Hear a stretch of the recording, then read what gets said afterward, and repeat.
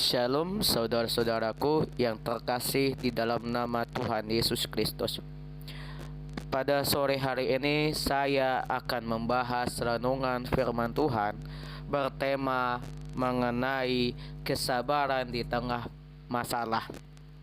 Bapak, Ibu, dan saudara terkasih dalam nama Tuhan Yesus, terlebih dahulu didengar firman Tuhan yang saya sampaikan bahwa di tengah-tengah permasalahan kita perlu namanya sabar dalam menghadapi permasalahan kehidupan kita, ekonomi kita. Kita andalkan dalam nama Tuhan, kita berdoa. Jadi Bapak, Ibu, dan saudara, kita tidak perlu panik atau mencari jalan pintas. Terkadang kita sebagai orang Kristen mencari jalan pintas untuk mencari keuntungan dalam ekonomi kita di saat pandemi saat ini, COVID-19 ini terjadi dalam kehidupan kita, yang dimana suami kita atau istri kita tidak bekerja untuk menghidupi kebutuhan kita. Dia malah mencari jalan pintas untuk mencari keuntungan, seperti menjadi babi hutan atau menjadi babi ngepet atau jadi tuyul untuk mencari kekayaan yang tidak halal atau dikatakan haram dalam hidupnya. Jadi itu nanti Bapak, Ibu, dan saudara, itu akan menjadi penghakiman, akan menjadi tidak masuk ke dalam kerajaan surga. Tetapi Bapak, Ibu, dan saudara melakukan hal kekejian atau kesalahan, kefasikan yang membuat hati Tuhan tidak suka dengan Bapak, Ibu, akhirnya Bapak, Ibu, dan saudara dijatuhkan ke dalam penghukuman, ke neraka. Akhirnya Bapak, Ibu, dan saudara terbakar di api neraka seperti malaikat Gabriel, malaikat Lucifer yang dibuang Tuhan karena dia ingin disamakan dirinya kepada Tuhan. Tetapi Tuhan tidak suka, karena bagi siapa orang yang seperti Tuhan, dia tidak boleh.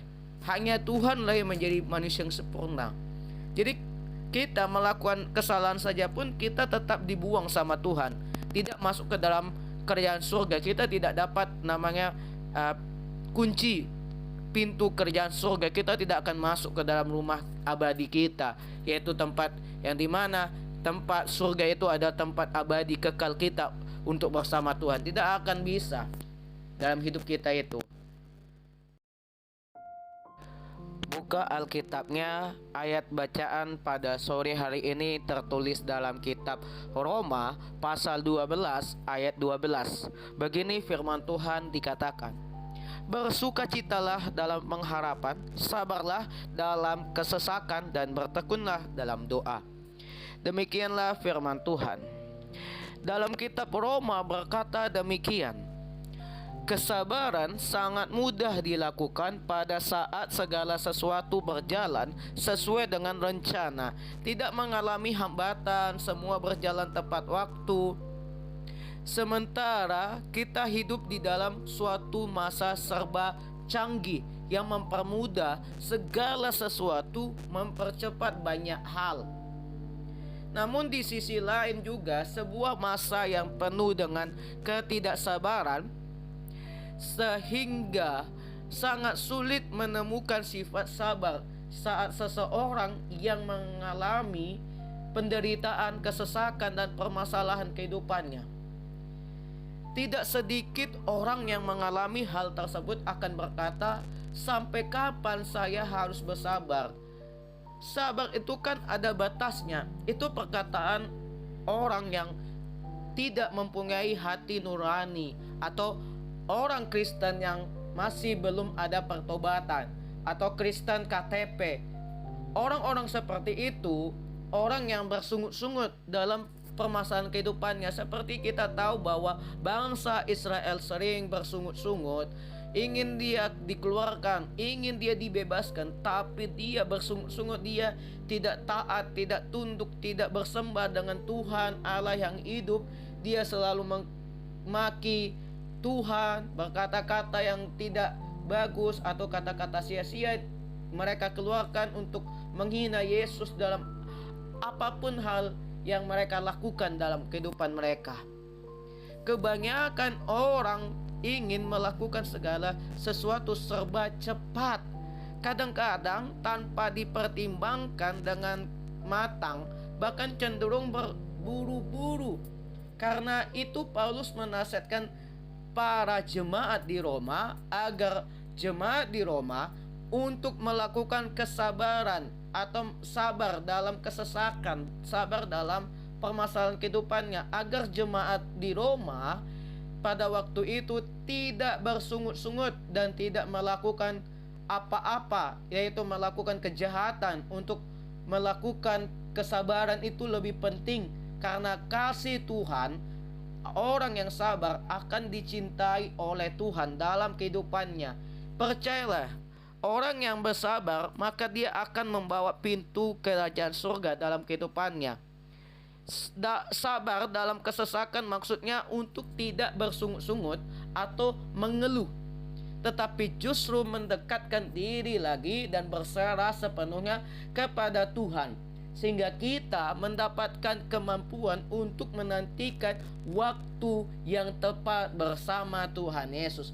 Percayalah, orang yang bersandar, orang yang bergumul bersama Tuhan, mengandalkan Tuhan, maka dia akan dilancarkan kehidupannya, dan waktunya bersama Tuhan ada. Kemampuan itu dalam hidupnya itu tentu bisa, dan dia menjadi kemenangan dalam hidupnya. Dan mereka yang mengandalkan Tuhan, dia tetap berbahagia. Yang mengandalkan Tuhan, dia tetap terang, dia akan diselamatkan, akan ditolong oleh Tuhan dalam kesesakannya. Saya sebagai seorang hamba Tuhan, seorang penginjil, diberitakan firman Tuhan lewat YouTube channel Alkitab Sabda juga pada sore hari ini. Saya juga melakukan pergumulan, mendekatkan lagi dan berserah kepada Tuhan sepenuh hidup saya. Hanya saya serahkan kepada Tuhan. Saya berkata, Tuhan, bagaimana kehidupan saya? Saya meminta pertolongan agar semua permasalahan ini cepat berlalu, agar saya mendapatkan kemampuan yang saya nantikan itu, waktu untuk saya lulus di wisuda, atau cepat saya selesai di perkuliahan STT Real, agar saya bisa melakukan misi, melakukan pertolongan, mujizat yang ditentukan oleh Tuhan dalam hidup saya. Jadi begitu saudara-saudara, jangan kita mencari jalan pintas untuk mencari keuntungan dalam pribadi kita. Amin, saudara.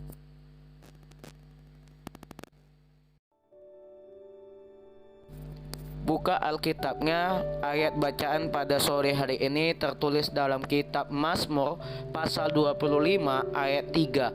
Berkata demikian, Daud berkata, "Ya, semua orang yang menantikan Engkau takkan mendapat malu. Yang mendapat malu ialah mereka yang berbuat khianat dengan tidak ada alasannya."